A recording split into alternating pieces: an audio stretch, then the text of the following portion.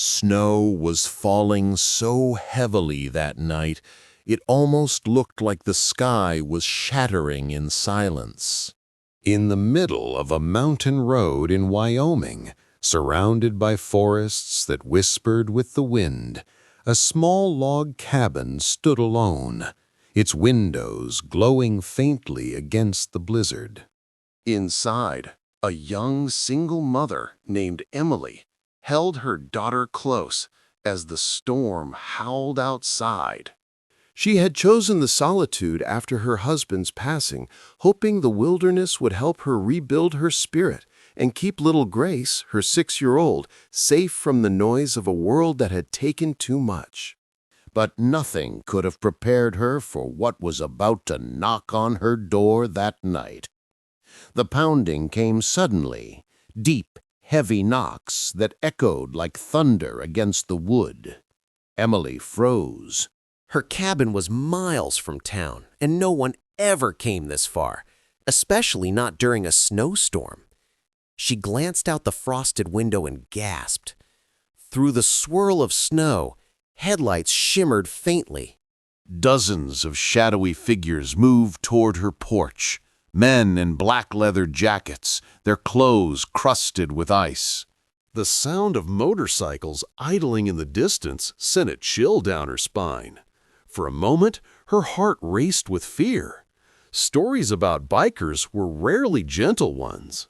She thought about Grace asleep in the corner and the rifle her late husband had left behind.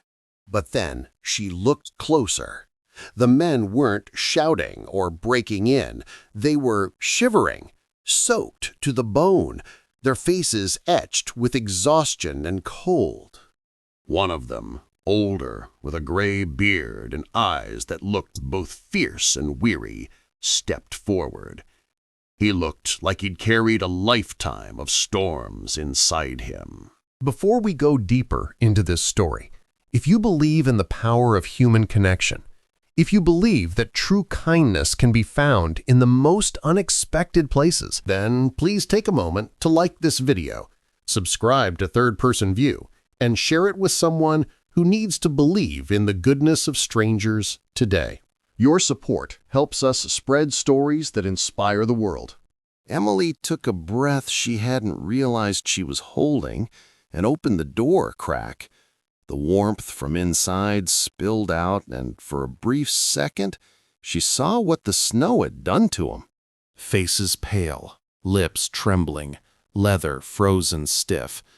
"Ma'am," the man said, his voice rough but calm, "we don't mean trouble. We're freezing out here. Our van slid off the road. We've got no place to go." The words sank into her chest like a quiet plea. Emily looked down at Grace, now awake and clutching her hand. She thought about the cold outside, the way the wind seemed to bite like teeth. Against every instinct that whispered fear, she opened the door wider and said, "Come in." The 25 bikers stepped inside, stamping snow from their boots, filling the small cabin with the scent of oil, leather, and gratitude. They introduced themselves as members of a motorcycle club riding across states for a charity event before the storm trapped them.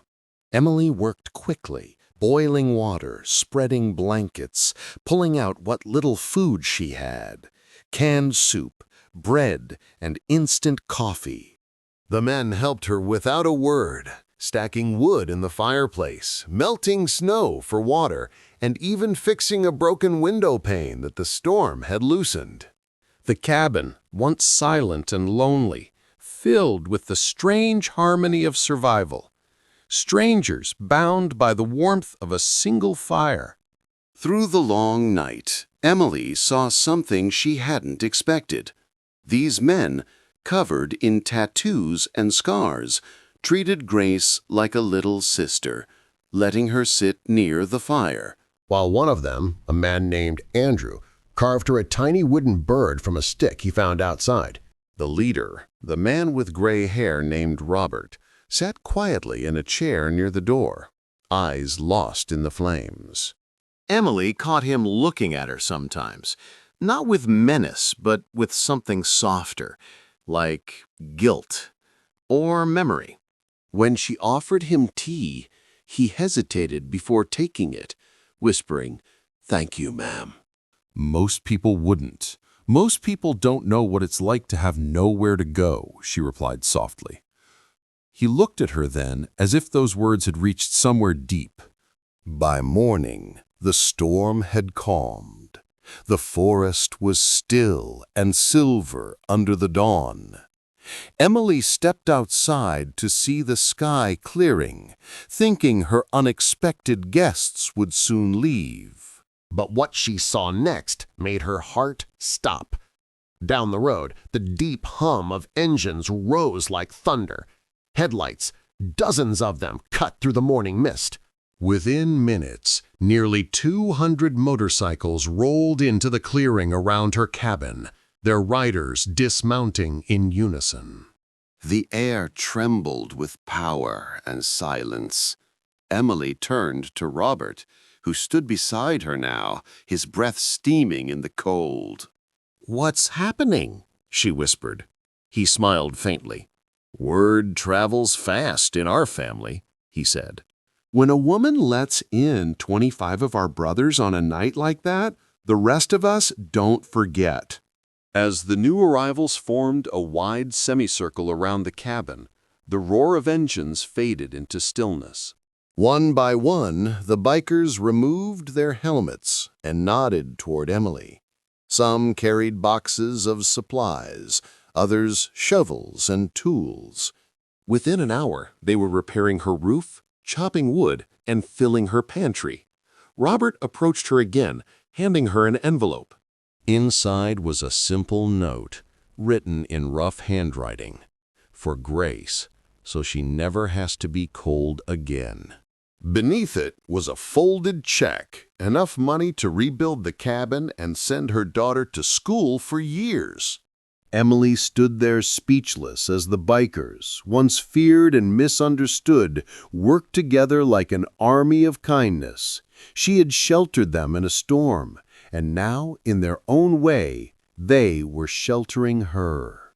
The snow glistened around them like 1,000 tiny stars, and she felt something shift inside, the return of faith in humanity she thought she'd lost. As the sun began to set, Robert turned toward his men and gave a signal. One by one, the motorcycles rumbled to life again, their engines echoing through the trees. Before leaving, he turned back to Emily. "You reminded us who we are," he said quietly. Sometimes it takes a stranger to bring the warmth back. Tears welled in her eyes as she watched them ride away, 200 bikers disappearing into the blue of the evening snow.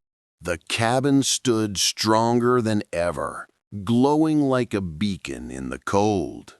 Grace tugged her mother's sleeve and said, "Mommy, they were angels." Emily smiled through her tears. "Yes, baby," she whispered. "Hell's angels." That night, Emily didn't just save 25 freezing bikers. She reignited something powerful in every soul who heard her story.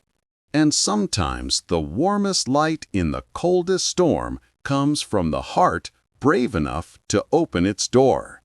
If this story touched your spirit, if it reminded you that courage and compassion can unlock powerful good, and the true humanity shines brightest when least expected, please like this video, subscribe to Third Person View, and share it with someone who needs to remember the extraordinary power of kindness. Your support helps us continue sharing stories that matter. Before we close, I want to ask you, what do you believe is the deepest act of trust a person can give, especially to strangers in a moment of fear? Share your thoughts in the comments. I read them all.